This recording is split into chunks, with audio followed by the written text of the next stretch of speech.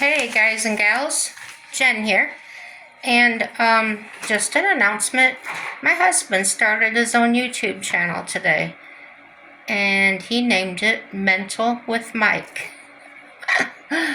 Anyway, he's a funny guy. Not fun guy, funny guy. So I started talking about my horses last night, and it triggered some other memories that I had that I feel are really important for maybe new horse owners or people that just don't know laws about them. Hopefully you checked into it. But when I had my house, I had 4 adult horses, and I had three babies, barely yearlings. And I had barbed wire fence, and I had 2 corrals, or 2 pastures that were separated, one in the back with the big barn and the one in the front, which was 2 acres of just grass. And I looked out my picture window one day out of the living room while I was cleaning, and I saw this tiny little boy out there. He was probably maybe kindergarten age, if not a little bit younger, all by himself. I went out there screaming bloody murder at him. Just get out of here, and just the terror. If you have baby horses, you know they're unpredictable. They do anything in a heartbeat. And so the parents heard me yelling at their kid. They were inside the house while he was outside. And by the way, we lived on a highway. And their house was their front yard and then the highway that close. So in the front of my house was the 2 acres with the pasture. That's where the horses were at. So I went outside, I was raking leaves and just trying to watch out and make sure he didn't come back in there. And they got in their car and they came over to let me have it for yelling at their kid. The nerve. So I screamed back at them and I said, you need to get the off my property. And if I see your child over here again, I will call Child Protective Services. You had no right to yell at my kid that way. I said, you had no right for him to let him come in here unsupervised. You don't even have permission to talk to or to touch my horses. Why would your child? I said, and she started telling me that I should be nice and everything. And I looked at her and said, look, lady, if one of them horses had done something to your child and your child was not alive anymore, would you be still standing here wanting me to talk nice to you? Or would we be hashing it out in court? And with that, they got in their car, they slammed their doors, and they peeled out of the driveway. And I didn't hear from them again, which is fine. So just keep note, guys, there are laws, and as a horse owner, you can be protected or you may not. And that depends on the inherent or non-inherent status of the incident that occurred. So I wanted to find out more about that, so I looked it up, like I always do. And part of an article I started reading, and then I realized it was really old. It was out of the EQUUS, Hot Topics in the Horse Industry Today. And it was from March 10th, 2017. And the article was by Christine Barakat for the magazine. After reading through that whole thing, I decided there wasn't really anything relevant to this date. It might be old, outmoded information that may not apply to today. So I kept looking. And I found an interesting part in there. And it was about the topic I was just talking about, liability. In a state, this is true or false to you guys, true or false? In a state with an equine liability law, horse owners and event organizers and barn owners cannot be sued over accidents related to their animals or property. What do you think? False. Equine liability laws do not prevent people from going to court. Instead, they are designed to reduce the number of frivolous lawsuits and discourage excessive damage awards.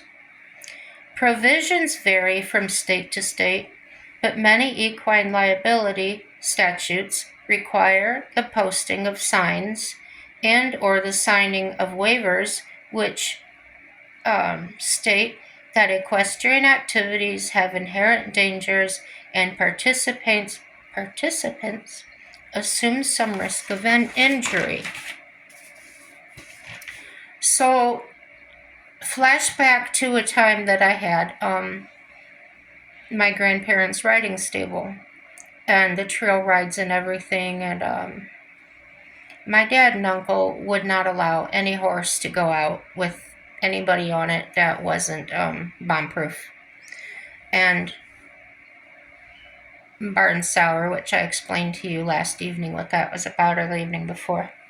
That's a horse that would rather stay in the barn than anything else, and when you try to ride them away, they won't leave.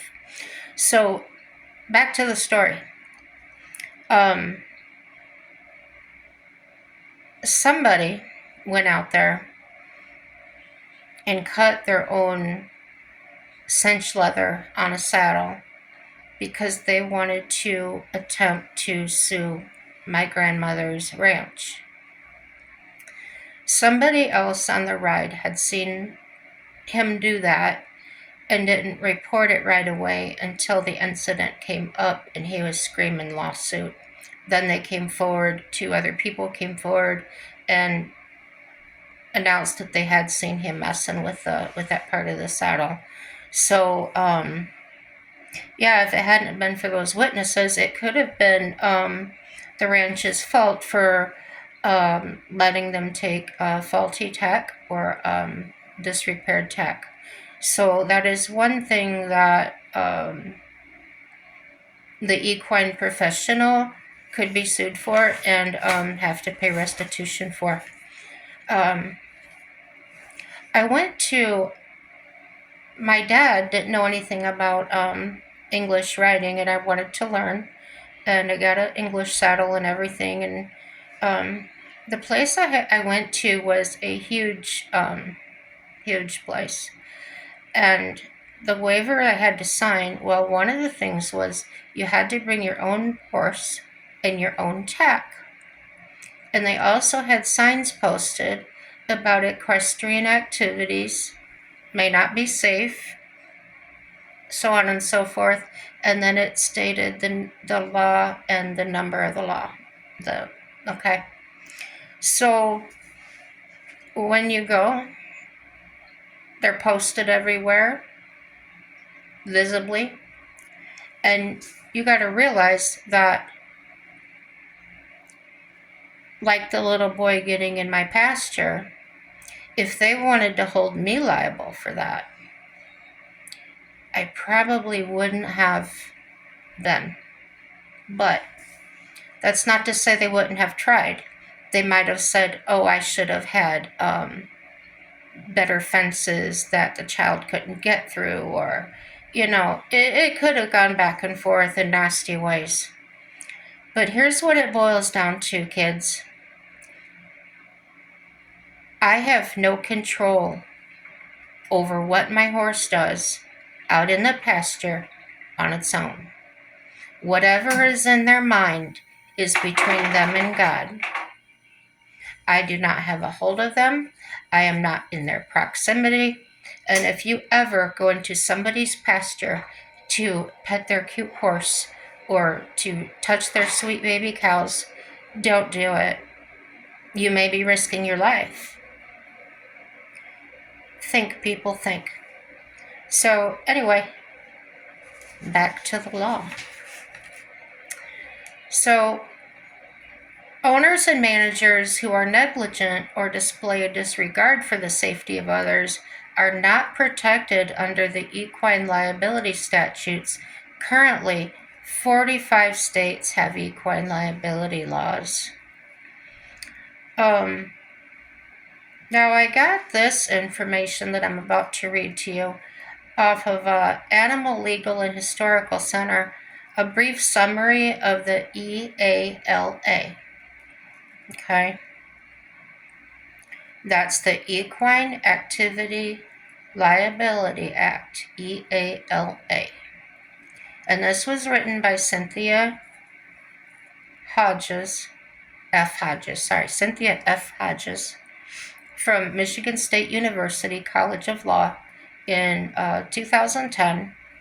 And the primary citation is Animal Legal and Historical Center. And here's a summary, because it is quite an article. Many states have enacted EALA, which limits equine professionals' liability for injury or death to equestrian participants. EALA only limits liability of the injury if the injury or death had been due to an inherent risk involved with interacting with horses. EALA does not limit liability if the injury or death had been caused by a non-inherent risk or caused by the equine professional's own negligence. So I hope you're following this, okay? It's some really important information to know if you are either getting into horses or you have horses and you've got those friends that say, oh, I want to come over and have a good time. They don't know anything about horses, and if you don't know any, then no offense, you're probably two idiots. So just remember, just because you think an animal's cute and everything else, how they are or what they're thinking is not what you're thinking, okay? They don't know your intentions. I've seen the most gentle animal react in a negative way and hurt somebody just because they took them by surprise, okay? So keep your head on a swivel around livestock. EALA terms vary by state, but in most states, EALA makes equine professional not liable for the death or injury of an equestrian. So if you're at my house and I'm giving you riding lessons and you're on your own horse and on your own tech and your horse goes crazy, busts through, dumps you off, you break your neck, not my liability, okay? However, same situation, horse doesn't break loose yet, but I've got a piece of machinery, tractor machinery or something laying out there in proximity to the area where you are riding, that we are having our lesson, okay? If something happens due to that farm implement or whatever it is I had sitting there, you fell on it, your horse got injured by it, then I probably would be liable for something. That's the way I'm understanding this. So let's read more into it. An inherent risk would be one that is foreseeable as likely or possible as a result of interaction with a horse or horses. So I think that kind of goes, I think I'm understanding that correctly. Examples would include being thrown or bitten by a horse. So, inherent. So no, see if you got bit or thrown. Let's read into it more. A non-inherent risk would be one not usually associated with equine activities. An equine professional may be liable for injury or death resulting from a non-inherent risk. An example of a non-inherent risk may include dogs chasing horses, which causes injury to the rider. EALA does not protect equine pros from all liability for injury if he or she displayed a willful or intentional disregard for participant safety. He or she may also be liable for injury caused by a dangerous condition that he or she knew about, but the rider did not. And I think that would fall into the category if I had that machinery laying out in an area that I knew we would be doing the equestrian activity in. I wouldn't do that in the first place. I'm just trying to get wrap my mind around this. So,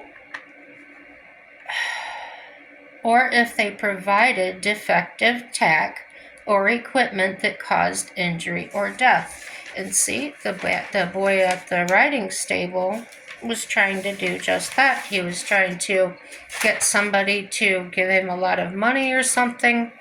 I don't know. Maybe his parents put him up to it. I don't know.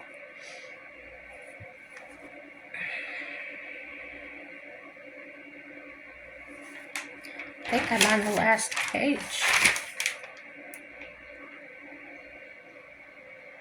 Yeah. EALA encourages equestrian activities by limiting equine pros' liability for injury or death to rider. However, the equine pro is only protected if a rider suffers the above due to an inherent risk involved with interacting with horses. Does not shield if incident was caused by a non-inherent risk or caused by the equine pro's own negligence. So, my dad had a rule, a very strict rule about when we brought friends to our horses. And of course, when you're a little girl and they find out you have horses, everybody wants to come to your house. I never became so popular as I did when all the little girls found out I had a horse. And of course, they want to come over and they want to ride and they want to do this and that. And I could just see my dad's blood pressure and his face turning red and his eyes bulging out.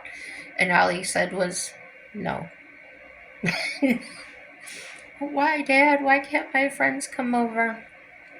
And he did. He sat me down. I was probably 11, 12 years old. He sat me down and had this talk with me about how things can happen. People can get very hurt, and then it could cost Mom and Dad a lot of money. And of course, I didn't want that to happen. He also said that they could lose their house and, laying it down for me. So I understood that. But then I had to figure out what to tell my friends. And I asked my mom and dad, what do I tell them? And they said, well, just blame us. Tell them the truth, that we don't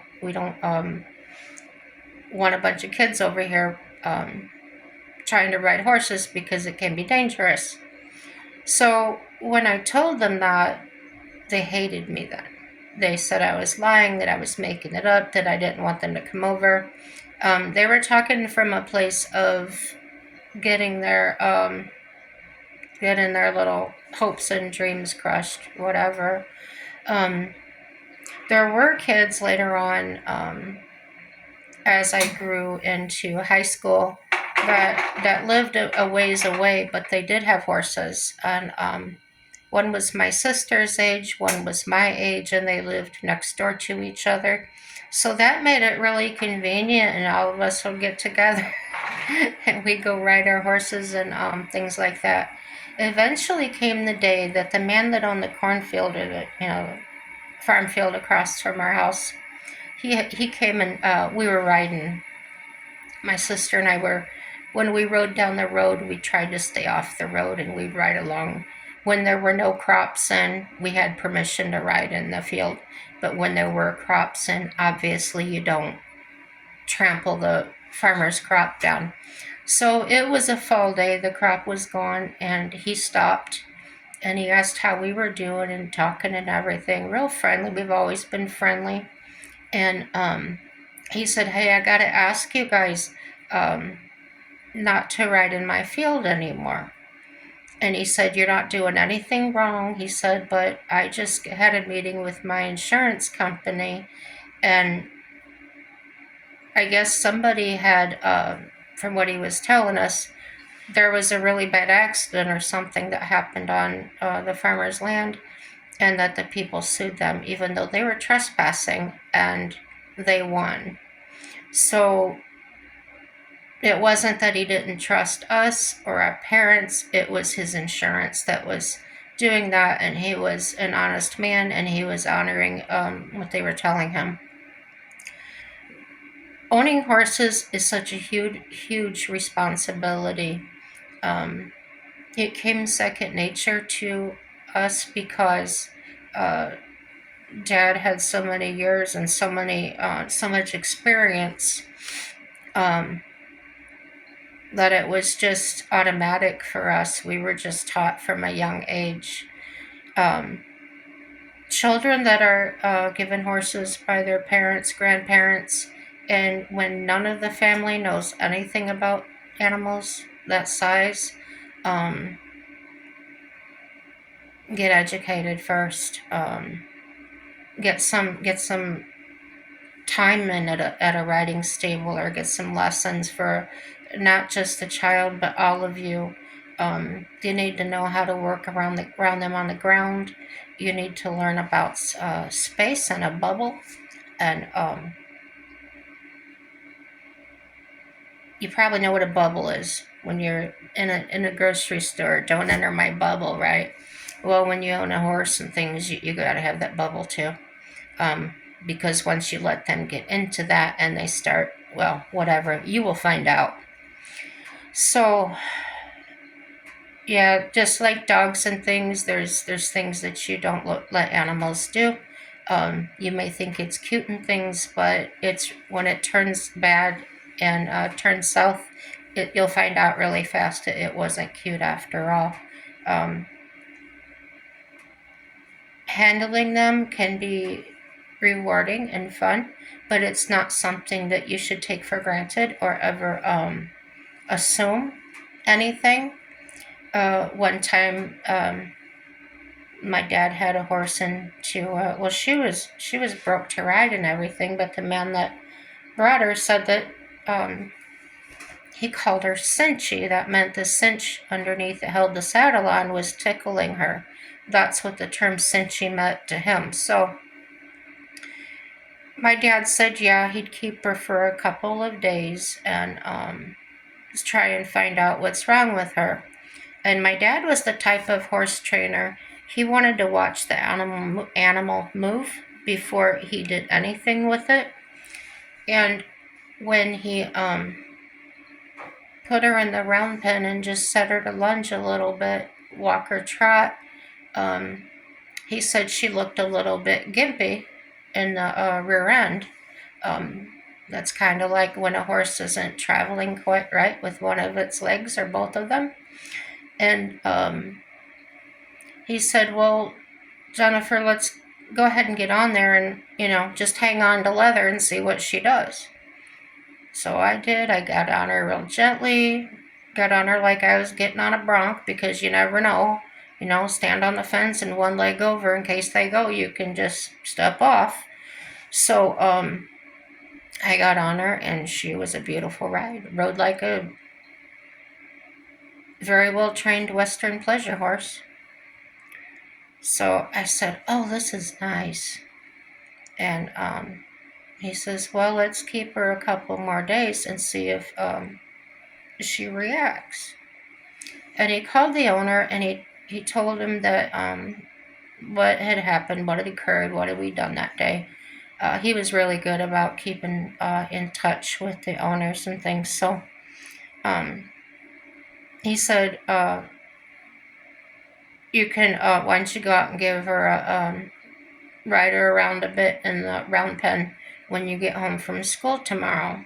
I said, cool.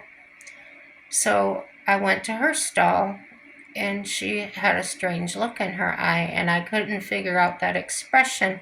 I'd never seen any of my horses have that expression, but I reached my hand through there, and she didn't lay her ears back at me, which indicates agitation.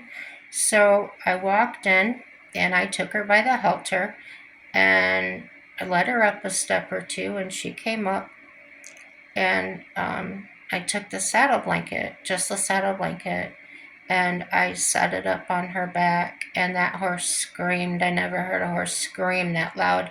She flipped herself back, and I knew she was in some kind of horrific pain, and I cried. I started crying, and my dad had gotten home from work about then. He was on his way out to to check on me and see if I had ridden her yet.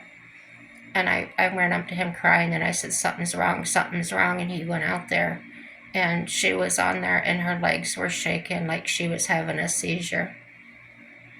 We had a new veterinary clinic that opened up. It was called Western Veterinary Clinic, and they had just installed an x-ray machine for horses and an operating table and things. So that's the first thing he did. When she was able to stand, he got her in the horse trailer. He called the place and said that we need to bring her in right now. There's something horribly wrong with her.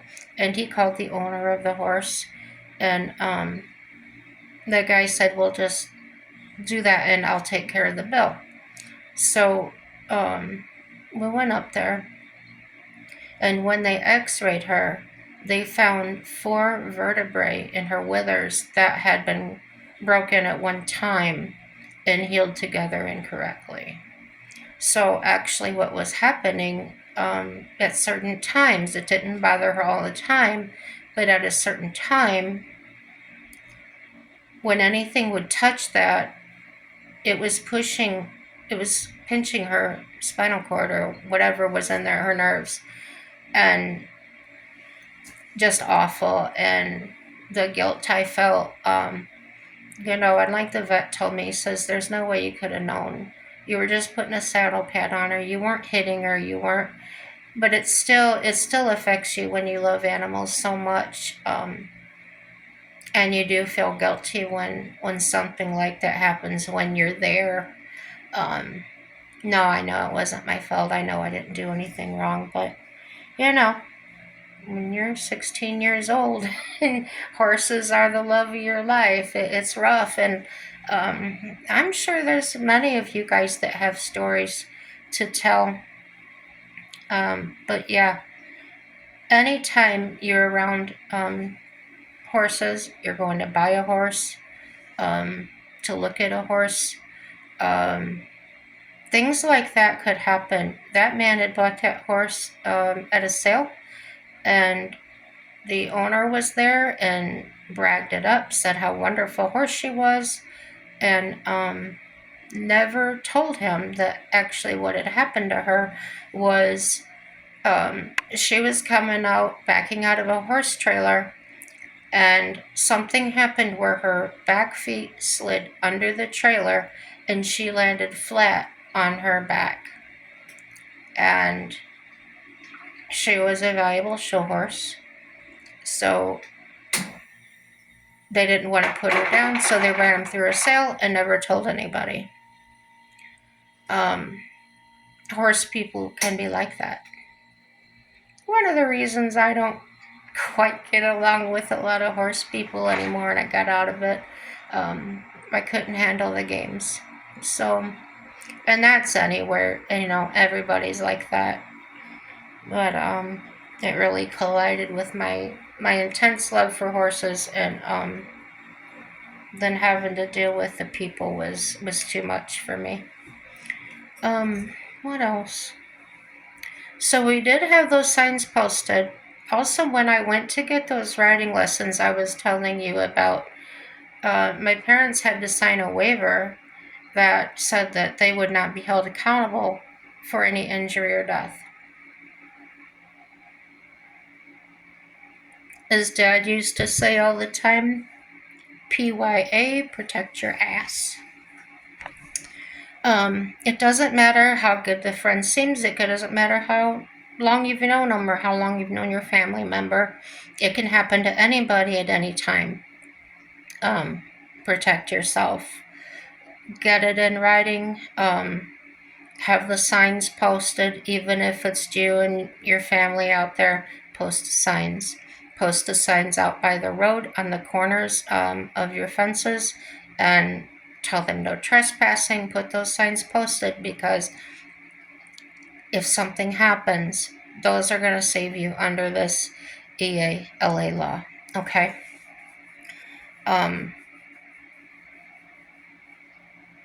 I don't feel that we should be responsible for electrifying our fences, or, making them look like the prisons look with all this wire and everything.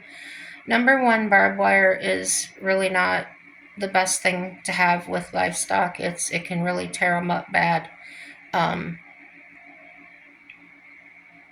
Yeah, we had it in some spots in our pasture, but we were in the middle of phasing it out. And if you know anything about fences, it's quite expensive. So, yeah, I don't think we should be forced to electrify our fences. Um, if you have a fence pusher, and if you have horses, you know what they are, then maybe you do want a little hot wire or something.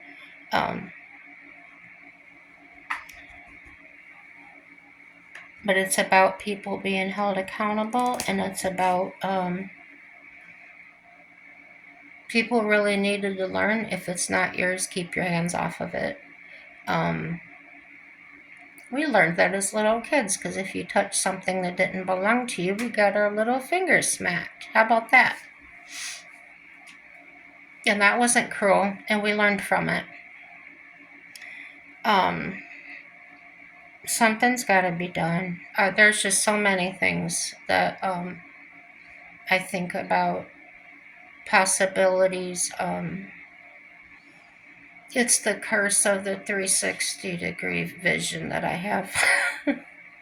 That's what I call it.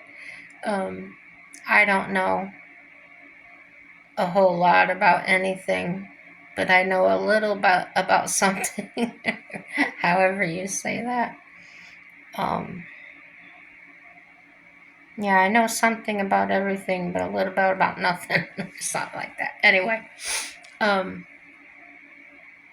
but that's the purpose of my channel here, is to get other people to talk about it. I am not in an area where I have a whole lot of people to talk to, so I need some outside conversation. I really do.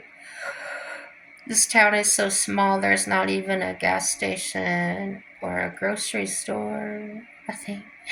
There's maybe a couple hundred people here. So, yeah. My big outing is the going to the gym, and while everybody's working out, you don't really talk to anybody there.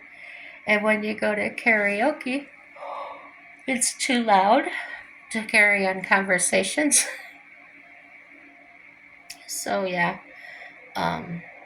Like I said, I do talk to my sister once a week. We didn't talk this week, and oh yeah, we texted. That's okay. Oh, what else? Oh gosh, my head's just full of stories, but I don't want to go on and on. I do. I really want to go on and on. I really enjoy making these videos. I like hearing myself talk. Can you? But I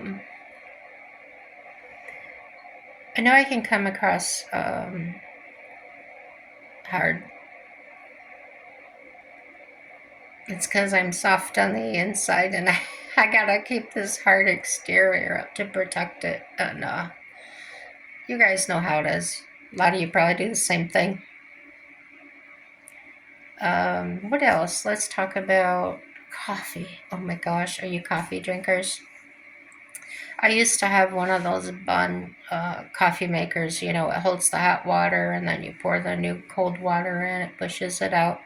So kind of pretty instant. Well, my husband and I got to the point we just weren't drinking that much coffee. I would make a pot out of habit and then not even drink it. So when the Keurigs came down in price, I had been looking at those, but they were too expensive, so I bought a different brand that had a coffee drip in the one side, and the other side you could put a pot into. And it came with 2 stainless mugs you could fill up, or tumblers, I should say. Well, that took a crap, so I went without for a while. I I bought those coffee bags. They're like tea bags, and those are really good. Um,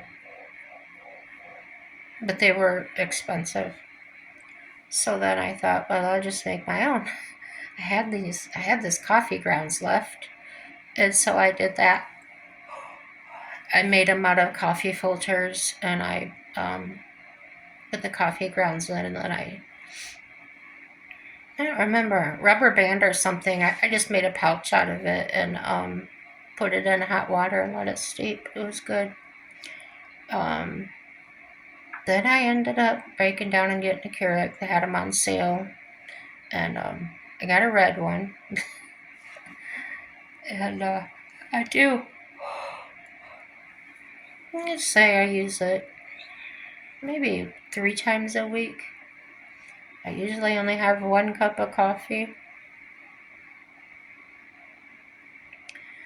And yeah, I've really gotten away from that. Um, Caregiver's been on me lately. Don't drink pop. I can do what I want to do, right? That's what my inner demon says. I can do what I want. You're not going to tell me what to do. But I know better. So I did. I cut out about, I think it's been 2 weeks. I'm drinking my sugar-free tea and what's that stuff called? Kool-Aid? Kool-Aid? I do like, this is the instant peach tea that you get at Walmart. It's the Great Value. Those pouches, the bigger pouches that come in the, yeah. So, use one of those to a 2-quart pitcher. But I think my caregiver used 2 to my 2-quart because this one is extremely strong. It's all right. It's still good. It's just really strong. So, gosh, what the heck was I talking about? Heck if I know. Oh my goodness, I'm funny tonight. I think I'm slap happy. I only got about 3 hours sleep last night, and it's now 6 o'clock at night, and I'm ready to go to sleep. My husband's home for the next couple of days. I love him, but dude, you gotta go back to work. I'm tired of you already. No, I'm not tired of him. I love him to death. But you know those times you just need some alone time or get out of my hair time. Yeah, it's like that. Being so cold outside. Oh. You could call it cabin fever too. So, yeah. Oh, I know what I was asking. What kind of coffee do you like? Oh, I like, I've tried so many. Somebody gave me, I don't remember if somebody gave me some or it came with the coffee maker, but I had some of those Starbucks pods. I used those up. There was like, I don't know, 2 or 3. And It seemed like really strong coffee to me. I like strong coffee, but I don't like it when it's so strong that you can taste the bitter really strong in it.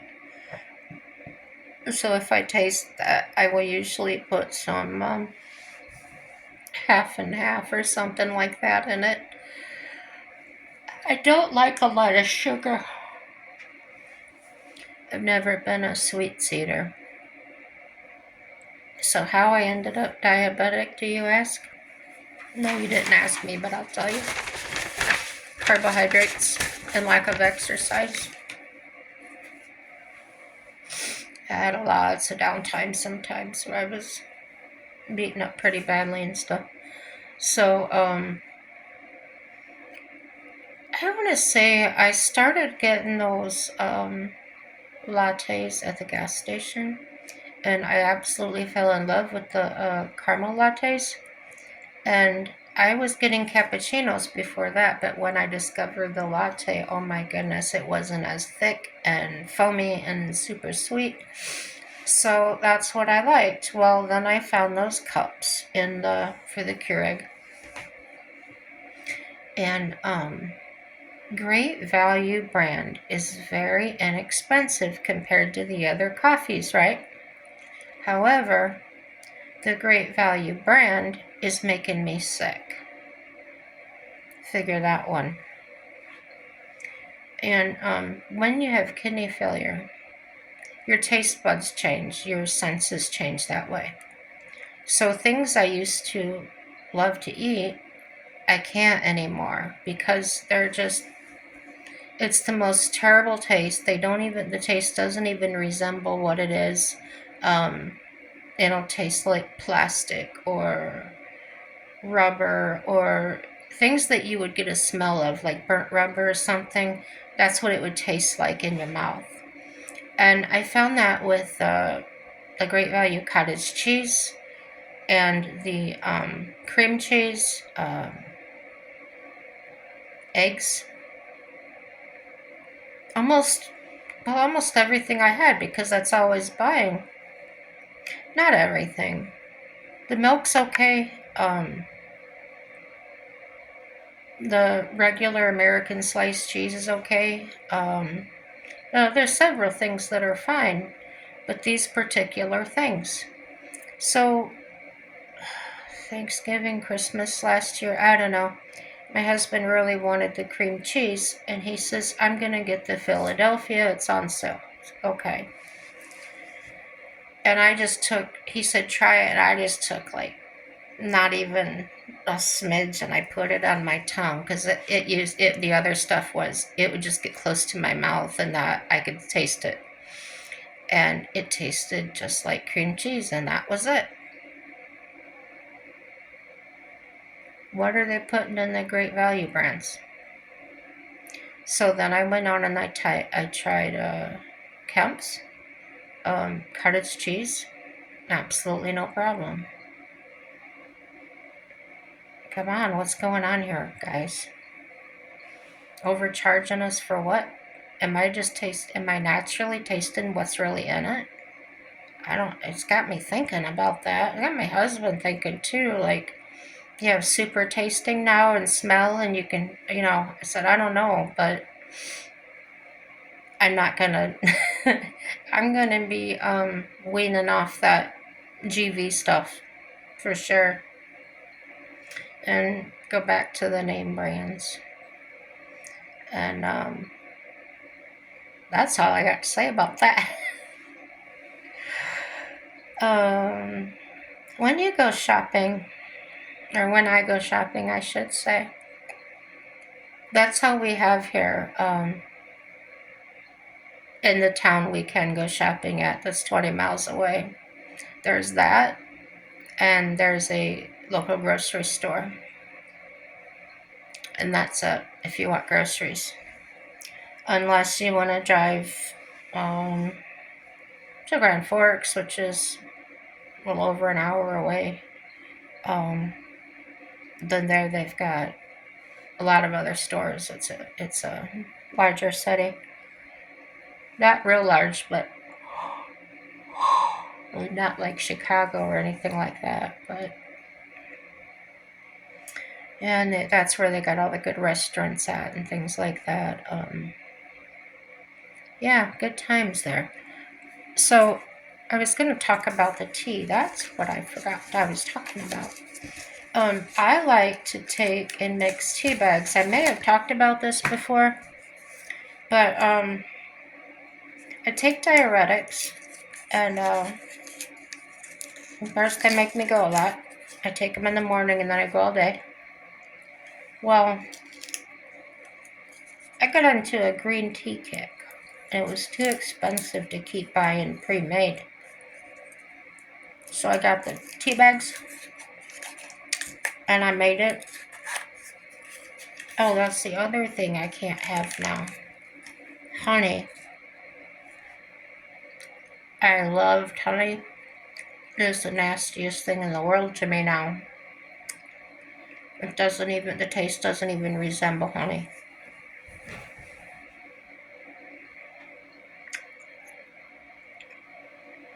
Try not to chew with my mouth open. So, green tea, if you make it too light, I can't taste it. Do it too long, it's bitter as all get out.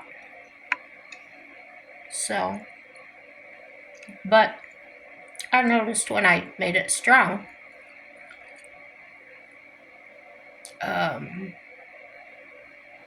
it was a natural diuretic, and I lost even more water weight. But to keep drinking at that strength was very difficult to do, especially with no sugar. Because I really liked the green tea with the honey. That's what I used to drink. And I tried it with Splenda. Yuck. Tried it with sugar. Yuck.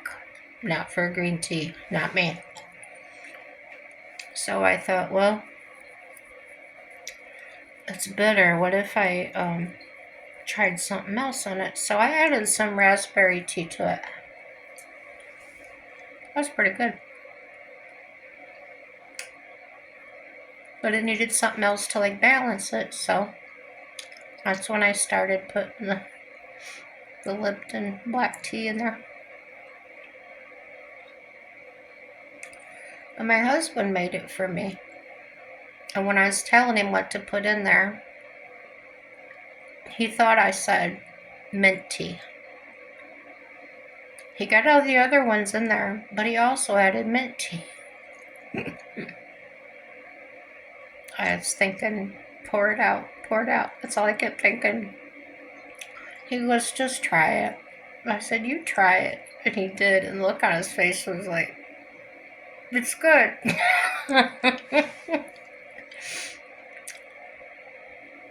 It's the most awesome tea I ever had. And the recipe is 4 regular size green tea bags.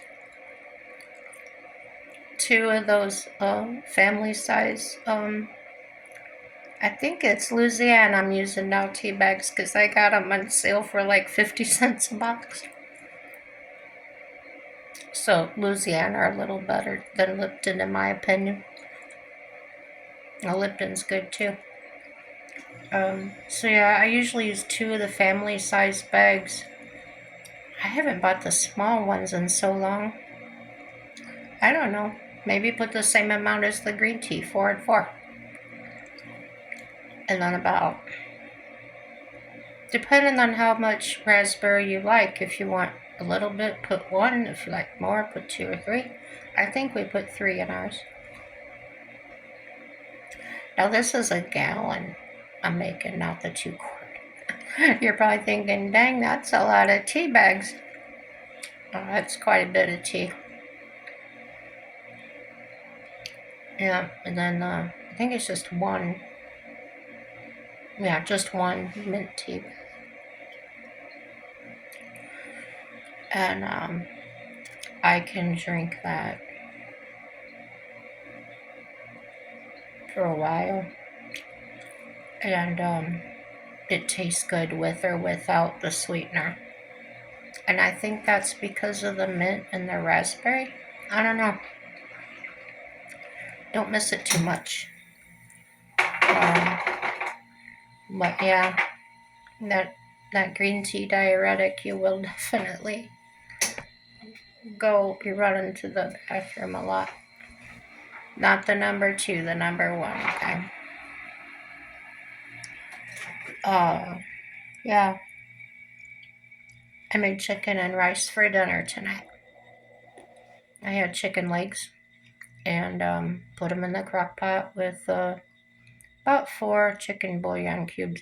Don't tell my cardiologist I had salt, okay? We'll keep that between us. But man, you just gotta have something. Rice is just too bland. So I put that in there. The 4 cubes. It's a lot.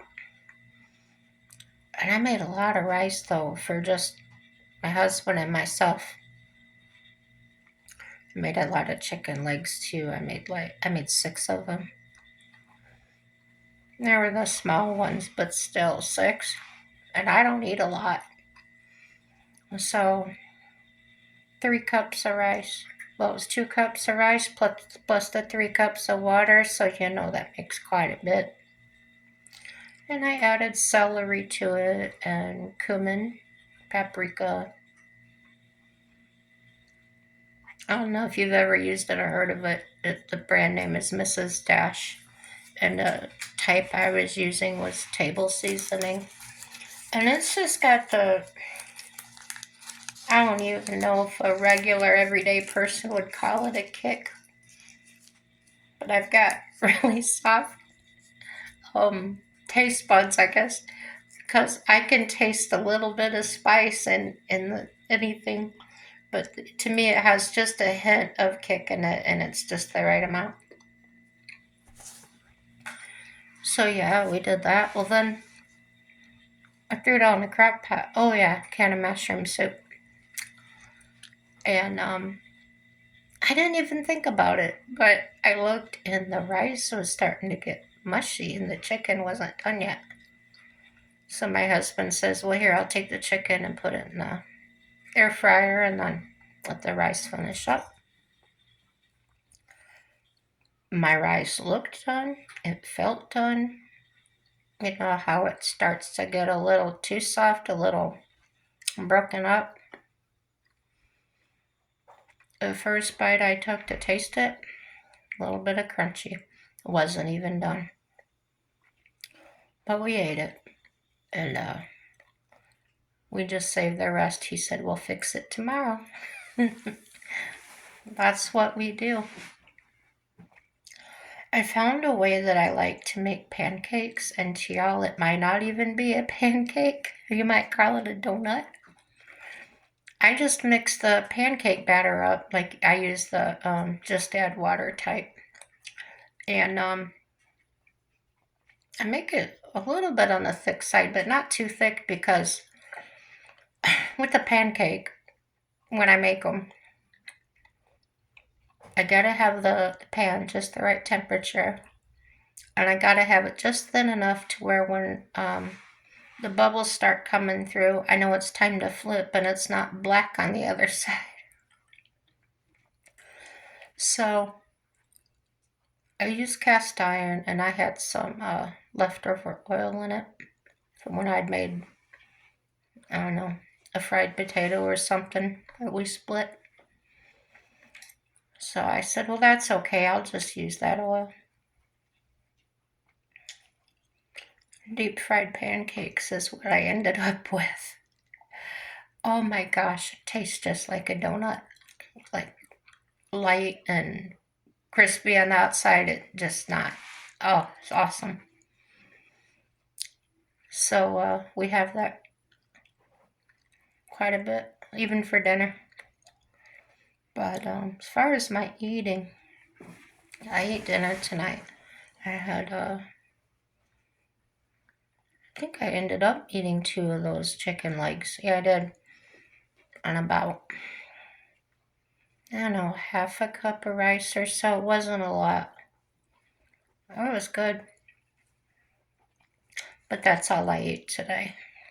And that's what my caregiver and my husband's trying to stop me from doing that, but I can't make myself eat. I take my pills in the morning and I've got to take something with it, and sometimes all I can get myself to do is take milk. Um, oh, I take that back. I had a bowl of bran flakes this morning. I did. So that's not too bad. I'm gonna get off of here. I've been talking an hour. Thanks for listening to me, you guys. If you're still here, most y'all, most y'all probably cut out by now. But yeah, I'm gonna go get some sleep. I will probably make another video tomorrow. I love making videos. Uh, hit the subscribe button, guys. I'm not gonna tell you to like or dislike because you already know that. But if you enjoy a video of mine, share it. Comment, let me know, good or bad. I'm new to this. I don't know what's hip and what's not. But yeah, it's all good. Happy day.